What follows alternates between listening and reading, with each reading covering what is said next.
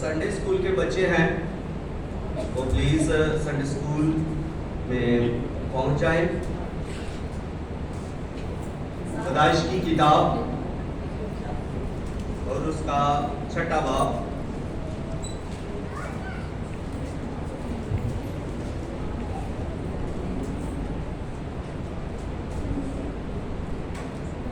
پیدائش کی کتاب 6واں باب اور اس کی 9ویں آیت سے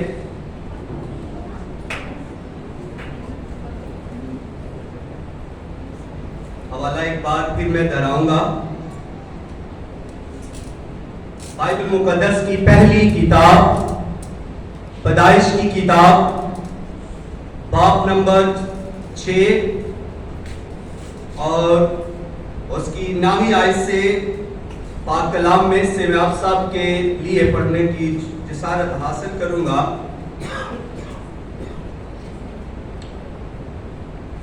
نوح کا نسب نامہ یہ ہے. نوح مرد راست باز اور اپنے زمانے کے لوگوں میں بے عیب تھا اور نوح خدا کے ساتھ ساتھ چلتا رہا اور اس سے 3 بیٹے سم، حام اور یافت پیدا ہوئے.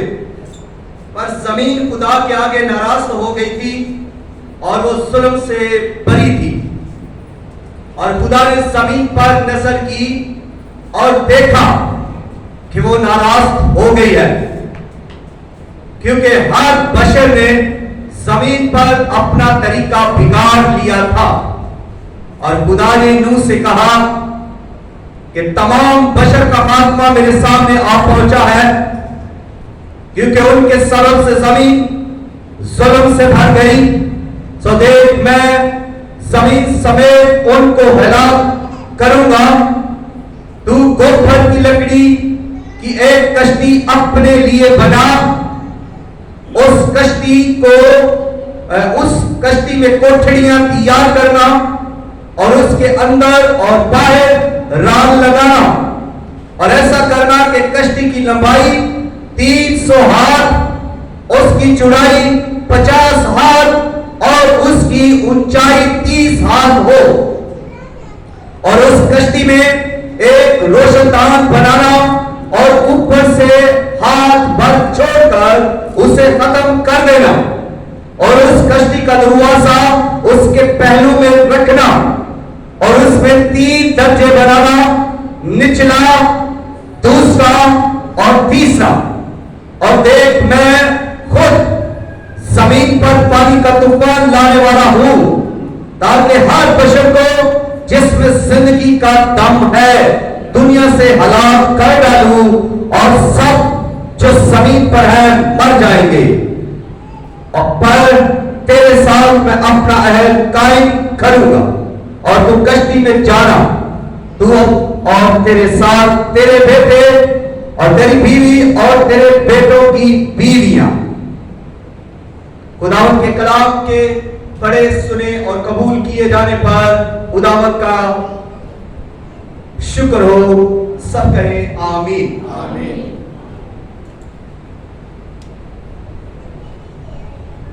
جو عنوان میں آپ کے ساتھ شیئر کرنے کو ہوں وہ ہے تو تحفظ کی کشتی میں آ. تو تحفظ کی کشتی میں آ،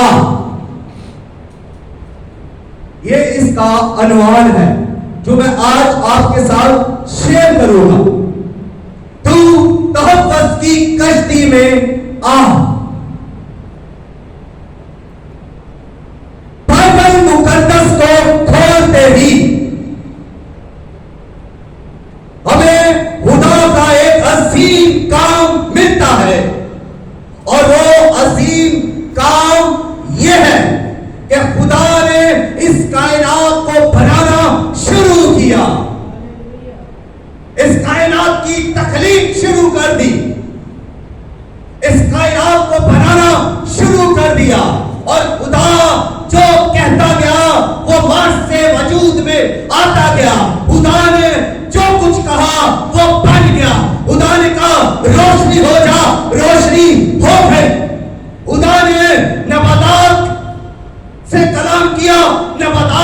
بن گئے. خدا نے جمادات سے کلام کیا, جمادات بن گئے. خدا نے ندی نالوں سے کلام کیا, وہ بن گئے. خدا نے آسمان پر سورج چاند ستاروں کو بنایا. خدا جو بھی کہتا گیا وہ بنتا گیا. خدا نے انسانوں کو, چرندوں کو, پرندوں کو, درندوں کو, حیوانات کو اور جمادات کو بنایا. خدا نے درختوں کو بنایا. خدا نے کائنات کی ایک ایک چیز کو بنایا. خدا اس کا خالق ہوا.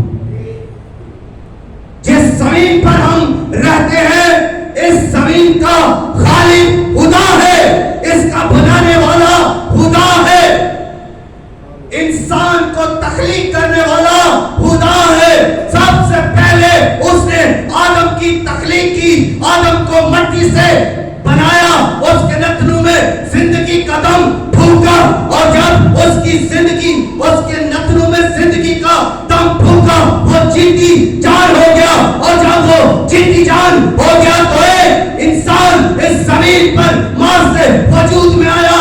ایک انسان زندگی لے کر کھڑا ہوا اس دھرتی پر.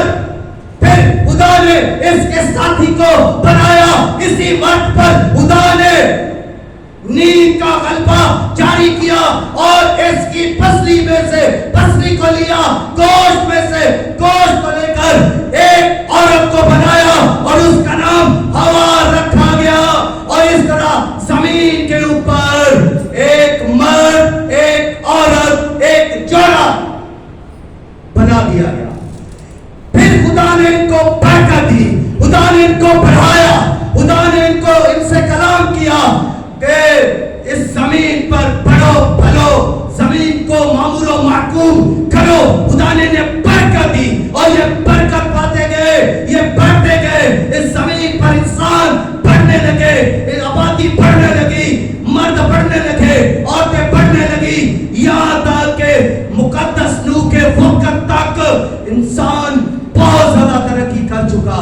انسان جہاں ترقی کر رہا ہے وہاں دوسری طرف یہ انسان گناہ میں گر گیا, گناہ کرتا ہی جا رہا ہے. اس گناہ کے سبب سے جب انسان گناہ کر رہا ہے, بدی کر رہا ہے, اور اس بدی کا شور آسمان کو چھونے لگا, جب انسان کے گناہ کا زور آسمان کو ہلانے لگا, جب انسان کے اس برائی کا شور آسمان تک پہنچا, تو خدا, اس کائنات کو بنانے والا خدا, مرد کو عورت کو بنانے والا خدا ملول ہوا. خدا نے غم کیا, خدا نے دکھ کیا, خدا نے رنج کیا. اور اس رنج کی حالت میں, اس غم کی حالت میں, اس ملولیت کی حالت میں خدا نے ایک فیصلہ کیا, خدا نے ایک فیصلہ لے لیا. خدا غم کی حالت میں فیصلہ لے رہا ہے. آج انسان بھی تو جب بہت زیادہ پریشان ہو جاتا ہے, غم کھاتا ہے, پھر ایک فیصلہ اسے لینا پڑتا ہے. خدا نے ایک فیصلہ لیا, جس زمین کو میں نے بنایا, جس آسمان کو میں نے بنایا, جن درختوں کو, ہواؤں کو, پرندوں کو, چرندوں کو, درندوں کو میں نے بنایا, جس انسان کو میں نے بنایا, اب میں اس کو نابود کروں گا. اب انسانوں کو نابود کروں گا, جانوروں کو نابود کر دوں گا, کائنات کی ہر ایک چیز کو نابود کر دوں گا, صفحہ ہستی سے مٹا دوں گا, غرق کر دوں گا. اس نے منصوبہ بنایا. پھر خدا اس منصوبے کو کسی کے ساتھ شیئر کرنا چاہتا ہے. خدا نے جو منصوبہ بنا لیا ہے, جو فیصلہ لے لیا ہے, اس فیصلے کو, اس منصوبے کو وہ کسی کے ساتھ شیئر کرنا چاہتا ہے. اسے بتانا چاہتا ہے کہ اس زمین کو میں نابود کرنے والا ہوں, اس زمین کو میں مٹانے والا ہوں, ساری کائنات को तहस नहस करने वाला हूं, तो उस खुदा ने इस जमीन पर निगाह की, उस खुदा ने जो पाक है इस जमीन पर उसने नजर की और देखा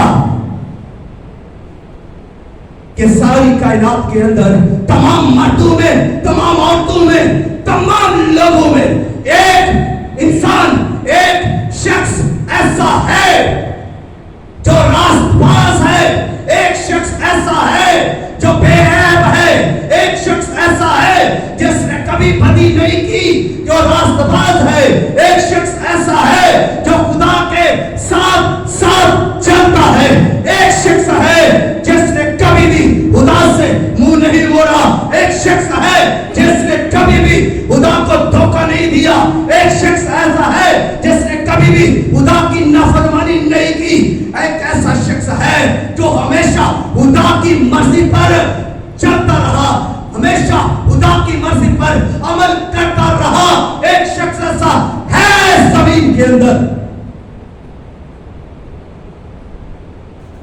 और खुदा ने उस शख्स पर निगाह की, क्योंकि खुदा पाक है, तो खुदा को वो शख्स पाक चाहिए था। खुदा रास्ता है, इसलिए खुदा को वो शख्स रास्तबाज चाहिए था। खुदा पति को नहीं देख सकता, इसलिए कोई बेअहद शख्स उसे चाहिए था। खुदा पाक है, खुदा बेअहद है, खुदा रास्तबाज है, खुदा के अंदर कोई बदी नहीं, खुदा के अंदर कोई गुनाह नहीं। यहां तक खुद बाइबल कहती है खुदा बदी को देख ही नहीं सकता। खुदा इतना पाक है, वो इतना कद्दूस है, वो इतना अपनी जात में बेऐब है कि उसकी जात में कोई नुक्स नहीं है, उसके कौल में गुनाह नहीं, उसके फेल में गुनाह नहीं, उसके कलाम में गुनाह नहीं, वो पाक खुदा है। तो पाक खुदा को भी फिर पाक ही शख्स चाहिए था। पाक खुदा अपना मंसूबा किसी गुनाहगार से नहीं शेयर करेगा। खुदा अपना मंसूबा, अपना प्लान किसी बदकार से शेयर नहीं करेगा। खुदा अपना मंसूबा किसी पाक, बेऐब और रास्तबाज से ही शेयर करेगा। और उस सारी जमीन पर एक शख्स था जो खुदा के साथ साथ चलता था। वो साथ साथ ही नहीं चलता था, इबादत ही नहीं करता था, वो गीत ही नहीं गाता था, वो खुदा के साथ साथ ही नहीं चलता था। अतिय शुक्रगुजारियां देने के बावजूद भी हम खुदा के मर्जी के मुताबिक अमल नहीं करते।